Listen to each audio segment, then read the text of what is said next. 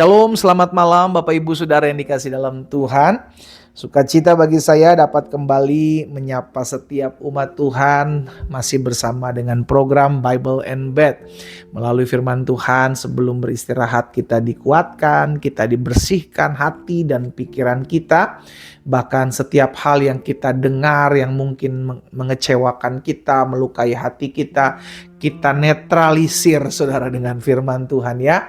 Karena Alkitab katakan Injil adalah kekuatan Allah yang menyelamatkan setiap kita dan firman Tuhan berkuasa membersihkan hidup kita. Dimanapun Bapak Ibu Saudara berada, kita akan sama-sama kembali merenungkan firman Tuhan. Kita berdoa, kita datang sama Tuhan. Bapak terima kasih buat hari yang dahsyat, hari yang luar biasa. Malam hari ini sebelum kami beristirahat, Tuhan kami rindu untuk mendengarkan sebagian daripada firman-Mu. Roh Kudus, urapi kami dengan roh hikmat dan wahyu sehingga kami mengerti akan kebenaran yang terus menuntun kami, membimbing kami dan tentunya memerdekakan hidup kami. Bersabdalah demi nama Yesus Kristus Tuhan kami berdoa. Haleluya. Amin. Amin. Saudara dikasih dalam Tuhan, saya percaya ada banyak dari kita sudah melihat mujizat perbuatan tangan Tuhan. Sesuatu yang kita bisa bilang, wah ini pembelaan Tuhan. Sesuatu yang kita bisa bilang, wah ini kalau bukan karena Tuhan ini gak akan pernah jadi nih. Ada banyak dari kita sudah melihat perbuatan tangan Tuhan. Tetapi jangan sampai sudah dikasih dalam Tuhan, Tuhan udah buat sesuatu dalam hidup kita, tapi kita skip gitu. Kita gak memperhatikan. Sehingga akhirnya yang udah Tuhan buat dalam hidup kita, karena kita tidak memperhatikan, kita lupa bahwa ternyata itu adalah jawaban doa. Nah, jangan sampai kita tidak memperhatikan apa yang Tuhan sudah buat dalam hidup kita. Makanya penting sekali untuk kita selalu minta tuntunan Tuhan dan berterima kasih sama Tuhan sepanjang hari ini sebelum kita beristirahat. Di dalam Keluaran pasal 7 ayat 23, Saudara, Firaun menolak ketika udah melihat perbuatan tangan Tuhan yang ajaib yang tidak pernah mereka lihat. Firaun lihat sebelumnya. Apa yang terjadi? Seluruh air di tanah Mesir berubah menjadi darah. Itulah tulah pertama yang Tuhan buat melalui Musa dan Harun. Keluaran pasal 7 ayat 23 firman Tuhan bilang begini. Firaun berpaling. Ketika udah terjadi, Firaun berpaling. Apa yang terjadi? Lalu masuk ke istananya dan tidak mau memperhatikan hal itu. Firaun menolak untuk memperhatikan perbuatan tangan Tuhan. Kalau kita udah ditegur, kalau kita udah diingatkan, kalau kita udah ditegur,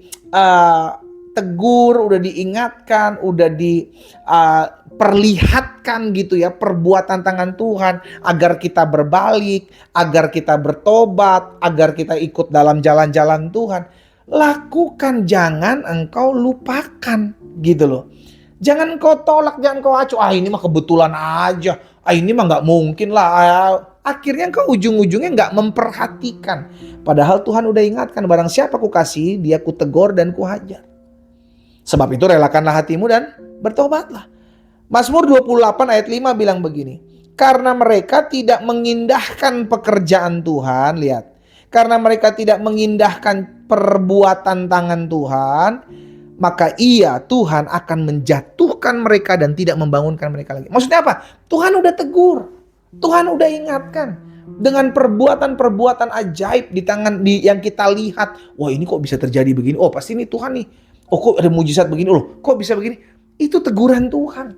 Kalau Tuhan udah ingatkan, kalau Tuhan udah kasih tahu, maka perhatikanlah perbuatan tangan Tuhan.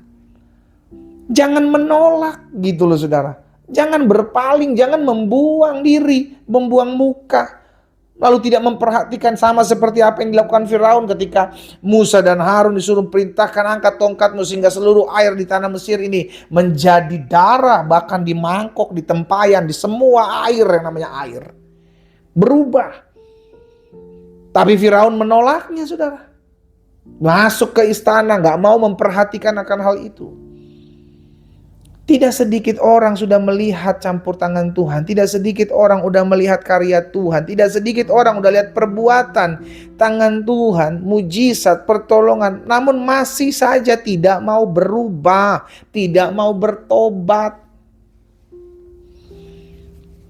Kalau Tuhan udah ingatkan, kalau Tuhan udah tegur, kalau Tuhan udah hajar, kan firman Tuhan bilang, aku mengasihi. Karena Tuhan mengasihi manusia, Tuhan mengasihi jiwa-jiwa, Tuhan mengasihi orang berdosa. Makanya Tuhan tegur. Dengan cara apa? Yang spektakuler kadang. Sesuatu yang gak mungkin terjadi, tiba-tiba terjadi dalam kehidupan kita. Nah, kalau kita sadar ini teguran Tuhan, jangan diacuhkan, tapi diperhatikan.